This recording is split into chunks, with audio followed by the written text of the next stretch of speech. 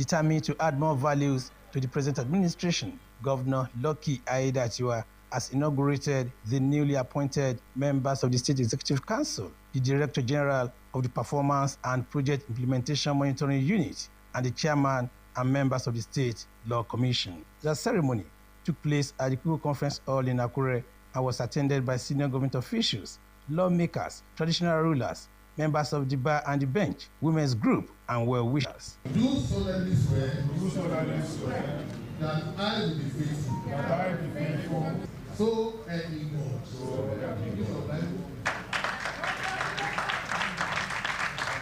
Governor Aiyedatiwa described his inauguration as a major step in strengthening the state's governance structure under his administration's his policy. He called the event a solemn affirmation of his dedication to people-focused leadership, effective governance, and public service rooted in integrity. Governor Aiyedatiwa urged the newly appointed officials to carry out their duties with humility, diligence, and a strong sense of responsibility. Governance, in its noble sense, should not be about the preservation of power or usage of power to suppress or undermine people, but the prudent and selfless deployment of authority for the advancement of human dignity.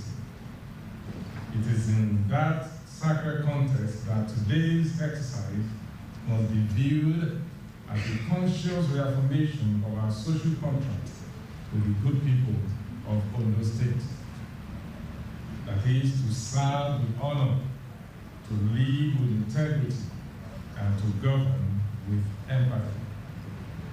The appointments being formalized today are the product of careful consideration, rigorous and merit-based evaluation.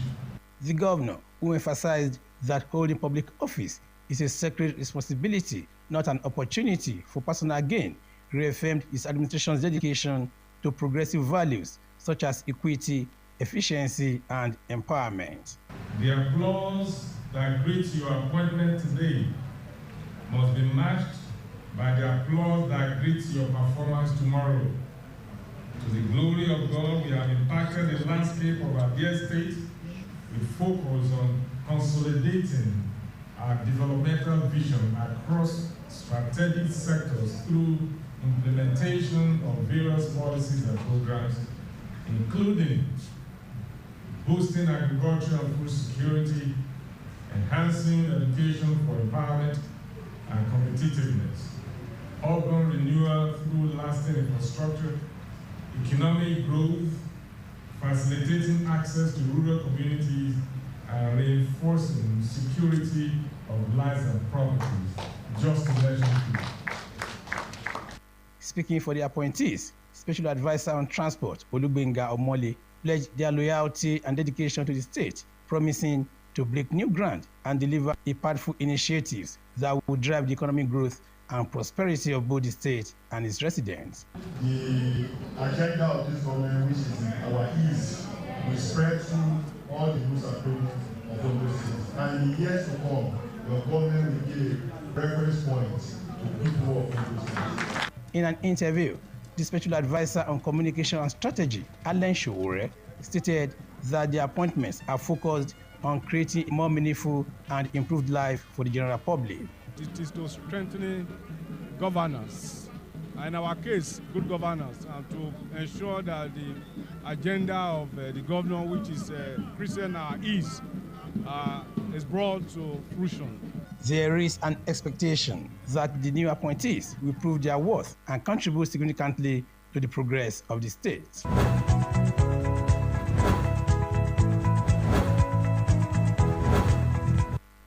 This Justices of Peace inauguration ceremony, held at the International Culture and Event Center at the Dome in Akure, put an end to over 17 years of their inactivity, attended by top government officials, led by Governor Lucky Aiyedatiwa and other relevant stakeholders. The event was an opportunity to further strengthen the administration of justice at the grassroots. Attorney General of the state, Kayode Ajulo, traced the Justice of the Peace institution to its 14th century English origins and its adoption during Nigeria's colonial era. He noted that Ondo State, last appointed JPs in 2008 and described the office as a crucial link between government and the communities. He emphasized that appointees were selected based on merit, moral standing, integrity, humility, and commitment to peaceful conduct. As we face these modern challenges, from insecurity to waning trust in local governance, the justice of the peace serves as a stabilizing force, fostering harmony and social order. The appointment of the justice of the peace in our state is granted in Section 12 of the Magistrate Court Law of Ondo State. The Chief Judge, Justice Olusegun Odushola, represented by Justice Akitan Osadebe, administered the oath and outlined the functions of the JPs. Justice Odushola described the office as legal and quasi-judicial, requiring diligence and impartiality. It is very dignified. Permit me to say that it is a legal quasi-judicial proceedings we are holding today. It is legal and it is quasi-judicial. So we have to take it with the solemnity it requires. It's a very solemn occasion. And that is why it is a judge of the High Court or any judge known that has to administer the oath of office and the oath of allegiance. Governor Lucky Ayedatiwa described the occasion as a turning point in reinforcing justice at the grassroots. The governor assured them of government support as they mediate disputes, maintain social order, and promote harmony within their communities. The office of the Justice of the Peace is not only a title, but a sacred responsibility. It is a bridge between our justice system and the everyday lives of our citizens. I must say your appointment carries so much significance, so don't take it for granted like just one of the titles. Each of you stands on the threshold of a crucial role that embodies the essence of our democracy. As justices of the peace, you have a duty to promote fairness while resolving disputes and contributing positively to the overall well-being of our society. Highlighting the state's broader judicial reforms, Ayedatiwa noted the recruitment of additional state councils, the expansion of the judiciary, and the near completion of the new judiciary complex, which will feature a ceremonial court, modular courts, and a library, all aimed at supporting the timely delivery of justice. Your influence will extend beyond your immediate community, and your commitment to justice will leave an indelible mark in the lives you are going to touch.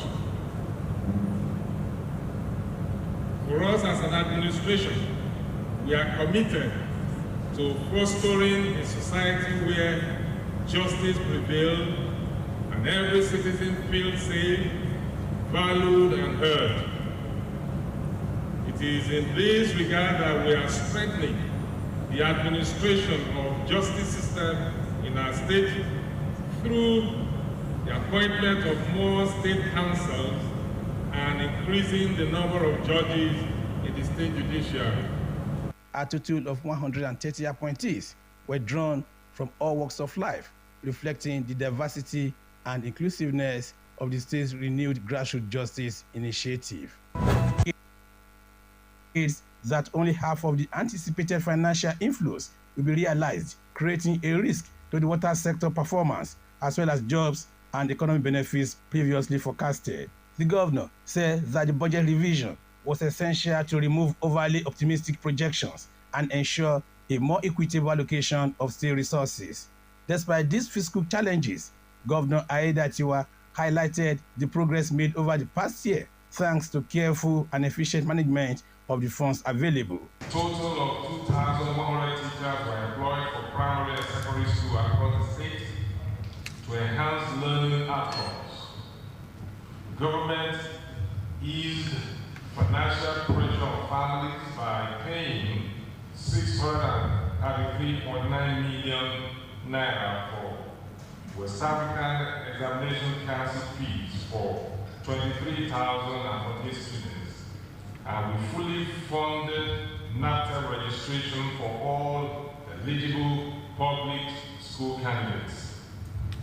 Scholarship and bursary support of 350 million naira was provided to 11,358 tertiary institution students. A total of 134 primary schools were built and renovated alongside provision of furniture and learning materials at a cost of 6.738 billion. Another 60 secondary schools were rehabilitated with 3.108 billion naira through a strategic partnership with the Caribbean Maritime University of Jamaica. OHS is establishing a School of Maritime Studies and Logistics. This new school will be located in Govt to enhance maritime education and industry growth.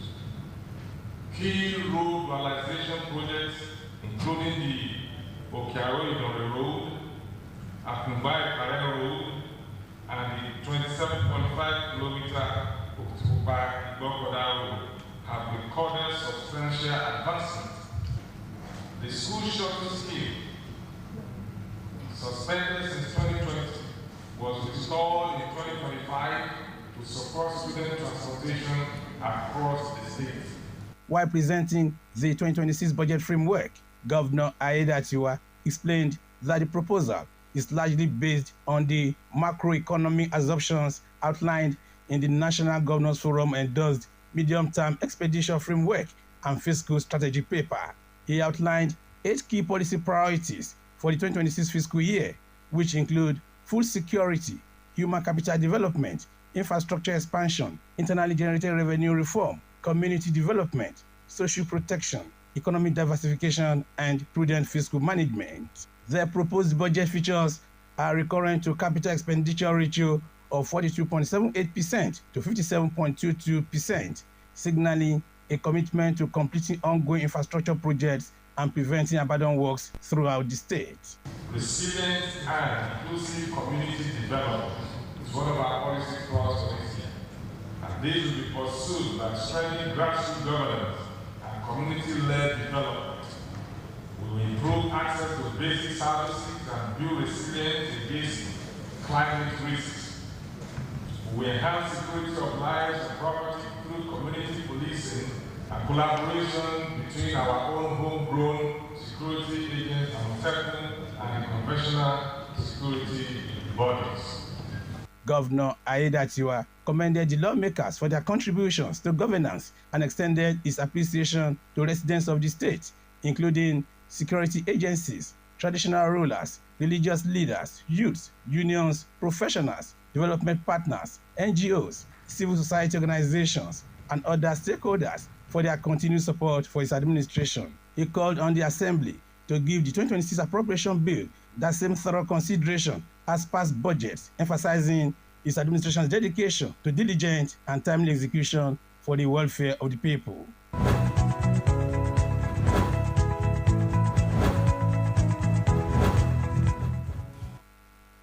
The budget proposal, total of 492.795 billion naira, has 210.8 billion naira proposed for recurrent expenditure, while 281.99 billion naira is allocated to capital projects for the 2026 fiscal year. The budget, tagged Budget of Economic Consolidation, reflects the present administration's commitment to sustaining growth, strengthening institutions, and completing ongoing projects across the states. Speaking after receiving the budget, the Speaker, Olamide Oladiji, commended the Governor for the timely submission of the 2026 appropriation bill, noting that the early presentation would allow the House ample time for comprehensive evaluation. I extend my heartfelt appreciation to His Excellency Govt.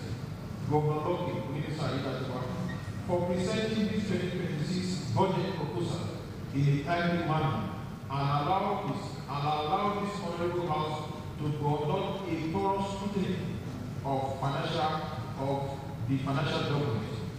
Your leadership style, sir, has been exemplary, and we appreciate your unwavering support to this assembly since your adoption of office. While highlighting the governor's commitment to peace, stability and progress, which he said has fostered a conducive environment for smooth collaboration between the executive and the legislature. Oladiji also lauded the government for approving the Consolidated Legislative Salary Scheme Fund for the first time in 2026, saying the initiative will significantly boost the productivity and dedication of assembly staff. I particularly want to thank the government for the recent approval of the Consolidated Legislative Salary Structure Fund for the staff.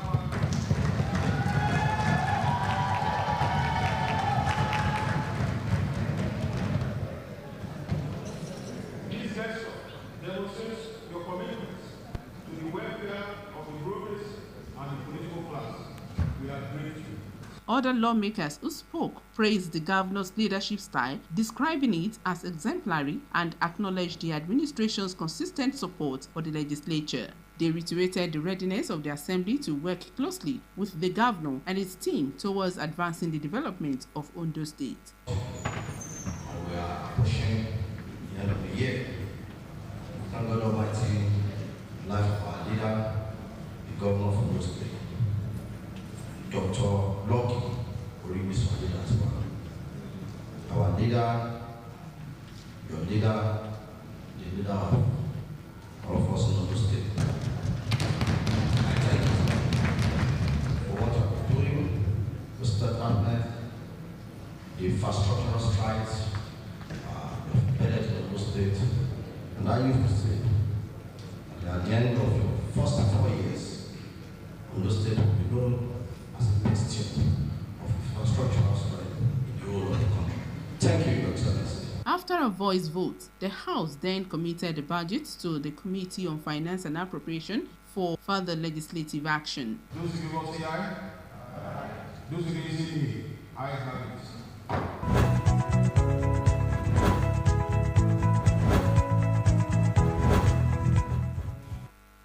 The International Culture and Event Center, the Dome in Akure, hosted the grand finale of the 2025 Public Service Week, welcoming workers from Ondo State alongside top government officials led by Governor Lucky Aiyedatiwa.